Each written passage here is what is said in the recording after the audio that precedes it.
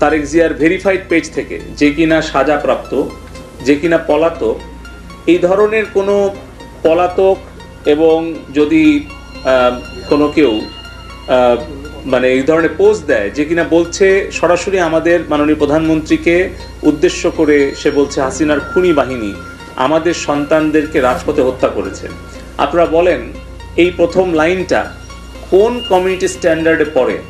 আর তাদের যে Bangla keyword fact checking tool আছে, নিশ্চয়ই তারা সেই ওয়ার্ডগুলো দেয়নি। আমরা দেখেছি কিভাবে ইসরায়েলি বাহিনীর বিরুদ্ধে কোনো ইংলিশ, হিব্রু কিংবা যে কোনো বিশ্বের ভাষায় পোস্ট দিলে সেগুলো তাদের এআই টুল ব্লক করে, আইডেন্টিফাই করে। কিন্তু প্রো প্যালেস্টাইন কোনো ওয়ার্ড যদি থাকে সেগুলো ব্লক হয়, এন্টি ইসরায়েল যদি ওয়ার্ড থাকে সেগুলো ব্লক হয়।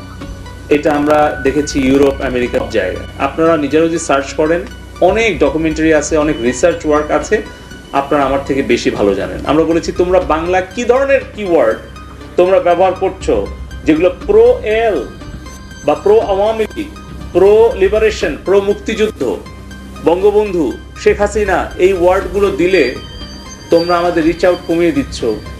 এখানে পিনাকি ভট্টাচার্যের এখান থেকে উদ্দেশ্যমূলকভাবে এটা 17ই জুলাই বলছে, যেটা আমাদের বিটিআরসি আসলে নেটওয়ার্ক মনিটরিং একটা টুল সহ যেই গাড়িটা spectrum frequency monitoring, different purpose, different মানে উদ্দেশ্য নিয়ে যেই গাড়িটা কাজ করে, অথচ উদ্দেশ্যমূলকভাবে তারা বলছে যে এই গাড়িগুলোই নাকি মোবাইল নেটওয়ার্ক ব্লক করার জন্য ব্যবহার করে। তার মানে বিটিআরসির আমাদের যে রেগুলার যে নেটওয়ার্ক ফ্রিকোয়েন্সি স্পেকট্রাম মনিটরিং যে ভেহিকেল, এটাকে উস্কানি দিচ্ছে যাতে আক্রমণ করে একটু নষ্ট করে দেওয়া হয়। এবং এখানে আপনারা দেখছেন যে আরেকজন প্লেটো মজুমদার, সে কমেন্টসে বলছে যে এই গাড়িগুলো নাকি ইসরায়েল থেকে আনা হয়েছে। সো আমরা এটা বলেছি যে এই ধরনের পোস্ট যদি ইসরায়েলে দেওয়া হতো তাহলে কি তারা রাখতো? আমরা এই প্রশ্নগুলো করেছি।